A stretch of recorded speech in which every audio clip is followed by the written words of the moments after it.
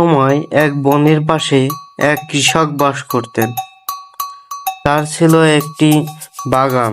সেই বাগানে ছিল পুরানো আপেল গাছ সহ অন্যান্য ফল ফুল গাছ। কৃষকের ছোটবেলার বেশিরভাগ সময় কেটেছিল এই পুরানো আপেল গাছটার সাথে। তখন আপেল গাছ তাকে খুবই সুস্বাদু ফল দিত এবং সেও খুব মজা করে খেত সেই ফলগুলো। যাই হোক, বয়স বৃদ্ধির সাথে সাথে গাছটি বৃদ্ধ হয়ে যায়, ফলে গাছটি ফল দেওয়া বন্ধ করে দেয়। কৃষক সিদ্ধান্ত নেয় যে গাছটি সে কেটে ফেলবে এবং গাছের কাঠ দিয়ে অন্যান্য প্রয়োজনীয় আসবাবপত্র তৈরি করবে। তিনি দেখলেন যে গাছটি যেহেতু বিশাল এবং পুরানো এবং তা দিয়ে অনেক ভালো মানের আসবাবপত্র তৈরি হবে। তিনি ভুলেই গিয়েছিলেন যে ছোটবেলার বেশিরভাগ সময় তিনি এই গাছে চড়ে এবং এই গাছের আপেল খেয়ে কাটিয়েছিল। কৃষক প্রকৃতির অবস্থার কথা না ভেবেই গাছ কাটতে শুরু করলো। এই গাছের উপর নির্ভরশীল ছিল বিভিন্ন কীটপতঙ্গ ও পশু পাখি। যেমন পাখি গাছের ডালে বসবাস করত, সাপ গাছের গোড়ায় বসবাস করত, গরু গাছের থেকে পাতা সংগ্রহ করে খেত এবং ভাল্লুক গাছে থাকা মৌমাছির চাক থেকে মধু সংগ্রহ করত। দয়া করে গাছটা কাটবেন না। দয়া করে গাছটা কাটবেন না।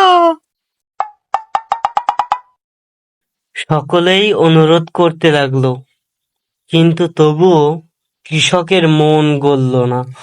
এটা আমাদের বাসস্থানের একমাত্র স্থান। এই বাসস্থান যদি ভেঙে ফেলেন তাহলে আমরা কোথায় যাব?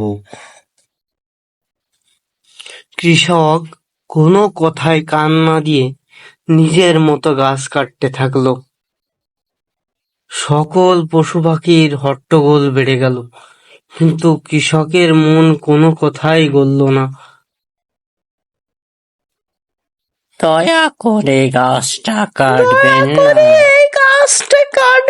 না। কৃষক অবশ্য ভুলে গেছে তার শৈশবের কথা, ভুলে গেছে তার শৈশবের সেই খেলার সাথীর কথা, ভুলে গিয়েছে সেই আপেল গাছটির কথা, যে আপেল গাছ থেকে সে মিষ্ট ফল গ্রহণ করত। কৃষক গাছ কাটতে কাটতে কিছু চকচকে একটা লক্ষ্য করলো। এটা আবার কি? দেখি তো।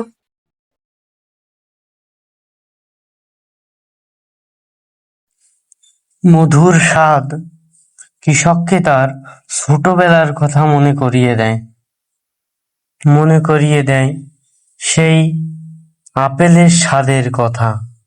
কৃষক আরো মধু খেতে চাইল। অবশেষে কৃষক তার নিজের ভুল বুঝতে পারল।